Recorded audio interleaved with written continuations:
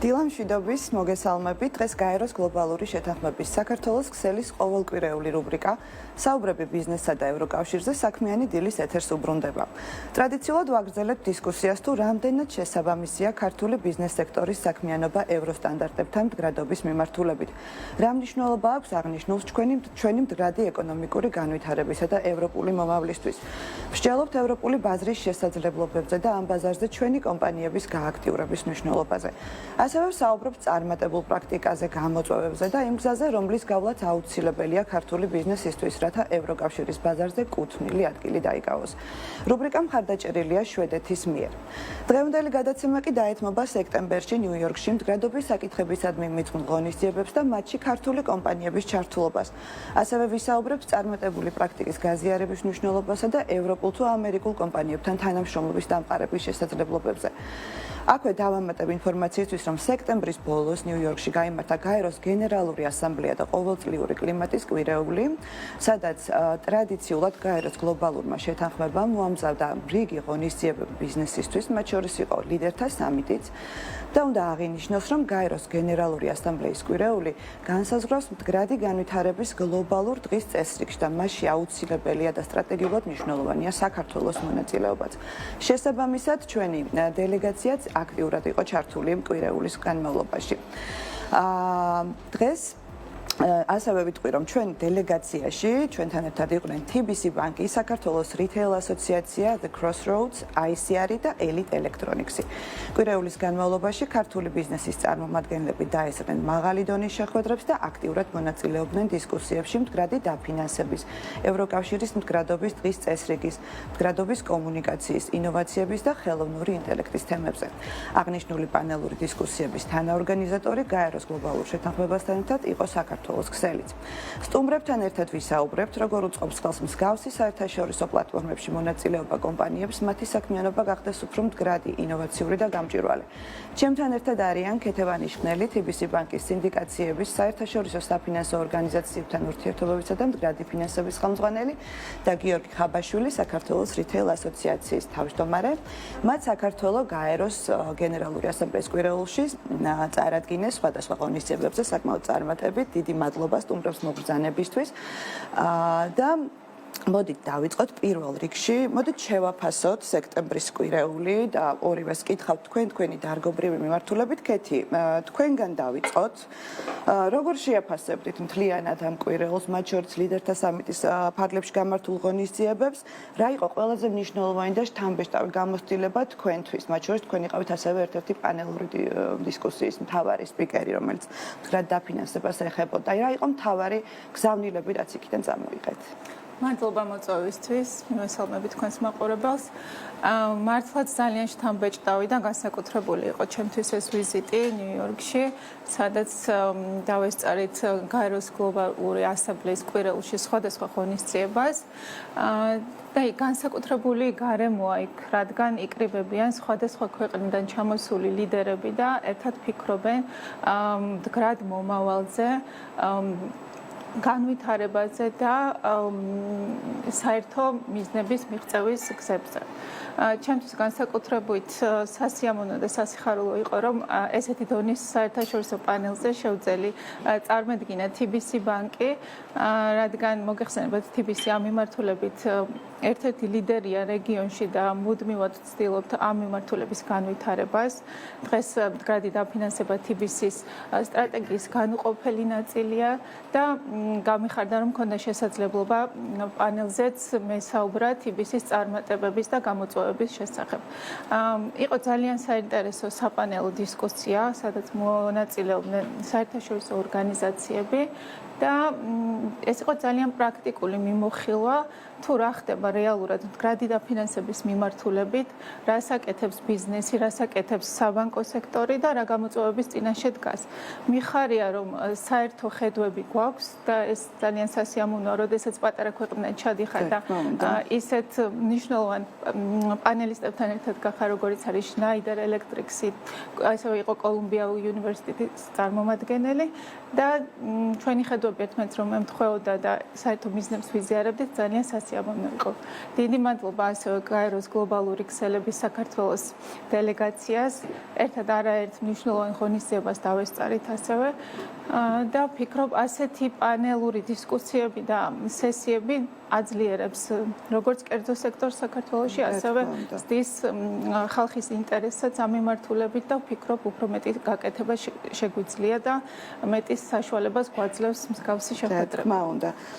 გიორგი, თქვენს კითხავთ, თქვენ იყავით ერთ-ერთი ასეთი საკვანძო პანელური დისკუსიის საკვანძო სპიკერი, ეს იყო ძალაუფლება ეთიკური ცნობიერების გარეშე, ხელოვნური ინტელექტი ლიდერობის ტესტი. ასევე დაესწარით აქტიური მონაწილეობა მიიღეთ სხვა რიგ ღონისძიებებში. თქვენი შეფასებაც მაინტერესებს, რა იყო თქვენთვის ყველაზე ისეთი წარმატებული შთამბეჭდავი გამოცდილება, რომელიც აი ამ კვირეულის ფარგლებში მიიღეთ და განსაკუთრებით აი თქვენი როგორც რითეილ სექტორის წარმომადგენლის თვალით მაინტერესებს ეს შთაბეჭდილება. მოგესალმებით, მადლობა მოწვევისთვის პირველ რიგში.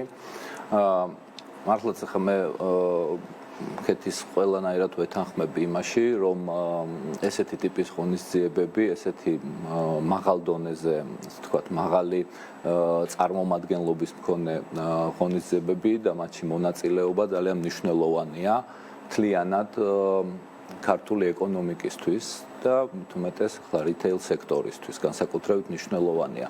დღეს ანუ 21 საუკუნის ერთ-ერთი ყველაზე მნიშვნელოვანი მიმართულება, საერთოდ ვითარდება მთელი მსოფლიო, ეს არის ტექნოლოგიები, ეს არის ხელოვნური ინტელექტის მიმართულებით განვითარება და ჩვენთვის მნიშვნელოვანია, რომ ჩვენი სექტორიც და მთლიანად ჩვენი ეკონომიკა ხელოვნური ინტელექტის უბრალო სამოყვარულო მომხმარებლიდან ასე ვიტყოდი, გადავიდეს იმ მიმართულებით, რომ ხელოვნური ინტელექტის გამოყენება, პრაქტიკული გამოყენება მოხდეს ბევრი მიმართულებით ოპტიმიზაციისათვის. დღეს მსოფლიო და მსოფლიოს ბევრი განვითარებული სახელმწიფო არის უკვე იმ ეტაპზე და ხელოვნური ინტელექტის დანერგვის, ასე ვთქვათ, სისწრაფემ და მასშტაბმა მიაღწია იმ ხარისხს, როდესაც ქმნის მსჯელობები იმაზე, რომ ხელოვნური ინტელექტის გამოყენება მაქსიმალურად, ასე ვთქვათ, მორგებული იყოს ბიზნესების, ადამიანის უფლებების და სხვა მნიშვნელოვანი გარემოს დაცვის და სხვა მიმართულებების, ასე ვთქვათ, მიზნებს და ამოცანებს. ჩვენთვის ამ ღონისძიებაში მონაწილეობის ერთ-ერთი მთავარი ამოცანა იყო პირველ რიგში გაგვეზიარებინა ჩვენი გამოცდილება, ჩვენი ხედვები და ასევე მიგვეღო სხვა გამოცდილებები, იმიტომ რომ საქართველოში, განსაკუთრებით ჩვენ სექტორზე ვიტყვი, ჩვენ სექტორში ტექნოლოგიებისა და ხელოვნური ინტელექტის აქტიურად დანერგვა ეს არის ერთ-ერთი მნიშვნელოვანი გასაღები სექტორის განვითარებისათვის, იმიტომ რომ თუ ჩვენ სწრაფად არ განვითარდით ტექნოლოგიური მიმართულებებით, თუ სწრაფად არ დავნერგეთ ხელოვნური ინტელექტი ბევრი მიმართულებით, თუმცა ხელოვნური ინტელექტის თვითონ განვითარების პროცესში არის ბევრი მიმართულებით, ასე არ არის, უკვე მზაგადაწყვეტებია, ამიტომ ესეთი მჭიდრო კოოპერაციის პროცესი უნდა წარიმართოს და მიმდინარეობს კიდეც საერთაშორისო მნიშვნელოვან ჯგუფებთან და მათთან ერთად კოოპერაციით უნდა მოხდეს ეს დანერგვები სწრაფად, იმიტომ რომ სხვა შემთხვევაში ჩვენი სექტორი, რიტეილ სექტორი და საერთოდ მთლიანად საქართველოს ეკონომიკა ვერ მოახერხებს, ასე ვთქვათ, ისეთ სწრაფ განვითარებას, როგორც ეს ჭირდება ყველა ჩვენგანს. რა თქმა უნდა, აი მოდით დავჭეთ ისევ ამ თემის ირგვლივ, თქვენ ისაუბრეთ თანამშრომლობაზე და თქვენთან ერთად პანელურ დისკუსიაში იყვნენ ევროპული ქვეყნების მსხვილი რიტეილ სექტორის წარმომადგენლები. აი მოდით გამოცდილების ასეთი ტიპის ღონისძიებების ზოგადად კონტაქტების დამყარების კარგი შესაძლებლობა არის, გამოცდილების გაზიარების შესაძლებლობა არის და აი თქვენი შეფასებით რამდენად მნიშვნელოვანია ეს კონკრეტული გამოცდილება ქართული რიტეილ სექტორისთვის და რა შესაძლებლობებს ხსნის ასეთი ტიპის ღონისძიება? აი კონკრეტულად აი თქვენი პანელური დისკუსიის რო ვიტრიალოთ ისევ ინოვაციის და ეთიკური სტანდარტების გაძლიერების კუთხით არის. მადლობა ესეთი საინტერესო შეკითხვისთვის. მოდით ორ ნაწილად გავყოფ რა მე ამ შეკითხვაზე პასუხს. ერთი არის ზოგადად გამოცდილებების გაზიარება და რამდენად კარგი და მნიშვნელოვანი არის ზოგადად ანუ ხედვების თვალსაზრისით ეს გამოცდილების გაზიარება და მეორე არის ძალიან პრაქტიკული შედეგები და რატო არის ეს ჩვენთვის მნიშვნელოვანი კიდე ერთხელ ვიტყვი პრაქტიკული თვალსაზრისით მთლიანად ჩვენი სექტორისთვის. იმის გათვალისწინებით რომ საქართველოს და არ გვინდა ტექნოლოგიების თვალსაზრისით და ზოგადადაც არ არის დიდი ბაზარი, არ არის ძალიან მასშტაბური ბაზარი, რა თქმა უნდა, ყველაზე დიდი კომპანიები ტექნოლოგიების მიმართულებით და ყველაზე დიდი კომპანიები ხელოვნური ინტელექტის განვითარების მიმართულებით ისინი ჯერ საქართველოში და ქართულ კომპანიებთან ესე აქტიურად არ მიმდინარეობს თანამშრომლობა.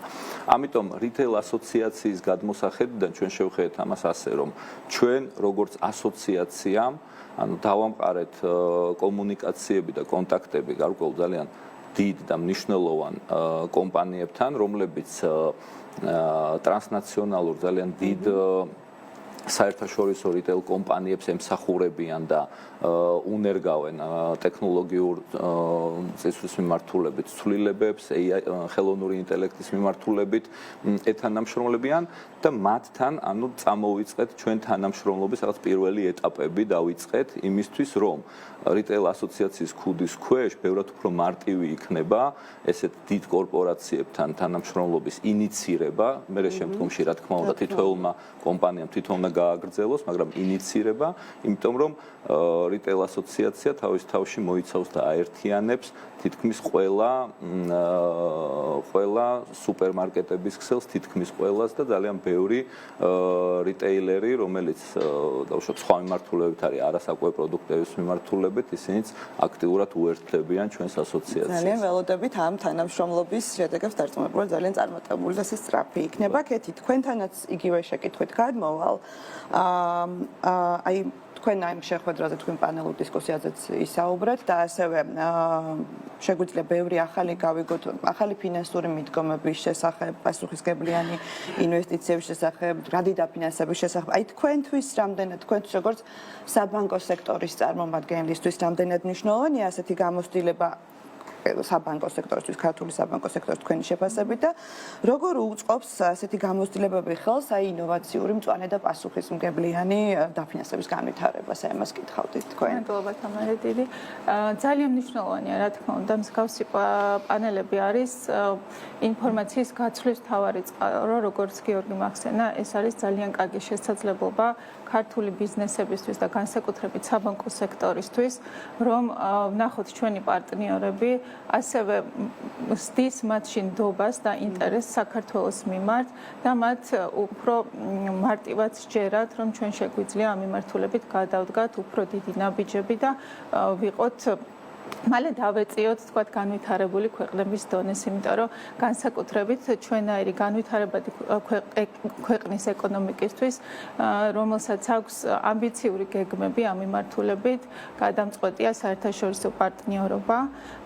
ვიტყოდი, რომ TBC ამ მიმართულებით მართლაც პიონერია საქართველოში, იმიტომ რომ გვაქვს მრავალწლიანი გამოცდილება ისეთ პარტნიორებთან ურთიერთობის, როგორიც არის EBRD, EIB, აზიის განვითარების ბანკი, AFC, DG, ასევე სხვადასხვა ფონდები, GGF, ასევე გვეხმარება ხოლმე SIDA და მათთან პარტნიორობით ჩვენ გვაქვს საშუალება, რომ დავაინტერესოთ ბიზნესი, აკეთოს მდგრადი ინვესტიციები.